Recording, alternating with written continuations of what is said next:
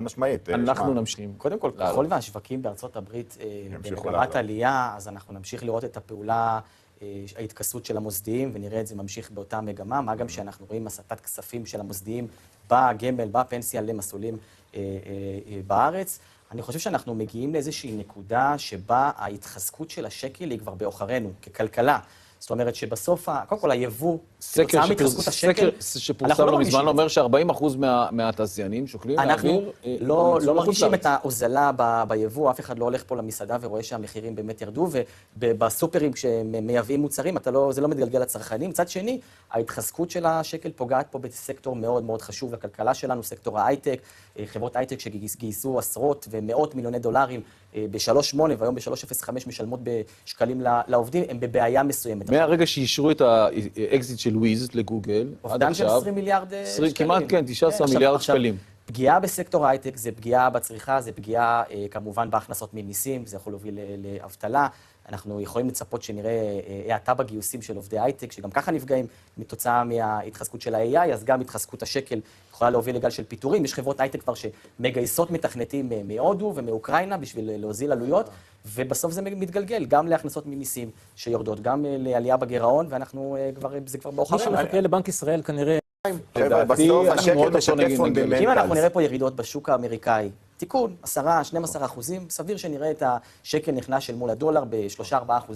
אם אנחנו נראה התפתחות מסוימת, קצת פחות אופטימית בגזרה מול איראן, גם אז אנחנו יכולים לצפות להיחלשות השקל אל מול הדולר, וכרגע אלה הגורמים היחידים שיכולים להפוך את התמונה. אני מסכים לגמרי, גם בסוף אתה לא נלחם בפונדמנט, שהוא לא כל כך אבל חשוב. זה לא מדויק, כי גם שוק התעסוקה שהמספרים על פניו נראים טוב, כשאתה נכנס לנתונים, אתה מגלה שיש שם הרבה בעיות, כי השכר עולה מהצווארון הכחול. אבל זה לא משהו שהוא יכול לפתור את זה בהורדת ריבית. ואתה רואה... אני מדבר בנגזרת של הורדת ריבית, אני לא יודע כמה המצב עכשיו ימריץ אותו להוריד ריבית. פונדמנטלס. שהוא מסתכל על הנתונים, שחור על גבי לבן, שוק התעסוקה, האינפלציה, כרגע הוא משאיר את הריבית, בעיקר אחרי הנתונים אתמול של דוח התעסוקה בארצות הברית, סביר שגם הריבית בארצות הברית לא תרד, לא במרץ, גם לא באפריל, כרגע לפחות. נראה לי שהוא יהיה בעמדת המתנה. אי אפשר לצפות מאמיר ירון לא, גם מסיבה, לא, עכשיו הוריד ריבית, מספיק.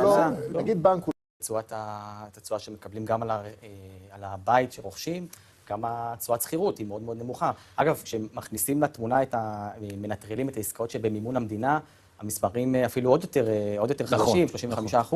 אני חושב שמה שגרם פה למפולת ב-2025, או להאטה המשמעותית, זה העצירה של המבצעי 80-20, 90-10, שעד חודש מרץ זה היה 50% פחות או יותר מהעסקאות החדשות, וברגע שאתה מנטרל את זה מהשוק, זה פגע באופן מאוד משמעותי. המטרה על הדבר הזה, הבריאות, הייתה בסופו של דבר למנוע מאנשים לעשות ספקולציות ולהיות במינוף, והכל יהיה בסדר. ואגב, גם רואים את הנתונים, 3.5% מהעסקאות מבוטלות, בבאר שבע זה מגיע ל6.5%. זה הרבה יותר מזה. יש גם מדינה בסוף אם אתה משקלל במחירי הדיור של הבתים החדשים, אם אתה משקלל את כל ההנחות, 15 שנה בלי ריבית על המשכנתה ומטבחים והכל, אז כנראה שהירידת מחירים היא הרבה יותר משמעותית ודרמטית, ועדיין זה לא מתכנס לעסקאות, כי המחירים עדיין יחסית גבוהים, וכי הריבית עדיין יחסית גבוהה. בנגזרת של שוק ההון. אני דווקא הולך יותר לכיוון של שוק ההון הישראלי, קפץ בכמה רמות. היא אופטימיות רוחבית. גם משקיעים זרים נכנסים לפה בעוצמה, גם משקיעי ריטייל חוזרים לפה, ואנחנו רואים את זה בגיוסים, בהסטת כספים של משקיעי ריטייל לטובת הבורסה פה בתל אביב, אנחנו רואים את זה בתעשיית הקרנות נאמנות, אנחנו רואים את זה גם בקופות 13 מיליארד שקל בחודש.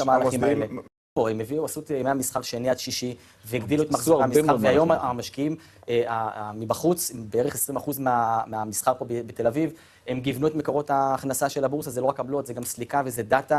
מדדים חדשים, הם מביאים לפה משקיעים מבחוץ, והמניה עושה את שלה. המוסדיים הישראלים. משמעותי יותר אפילו מזה שזה אירוע בורסאי. זאת אומרת, יש פה איזושהי אבן דרך בבורסה פה, להביא גוף כמו פאלו אלטו, אני מניח שעבדו על זה מאחורי הקלעים תקופה מאוד מאוד ארוכה.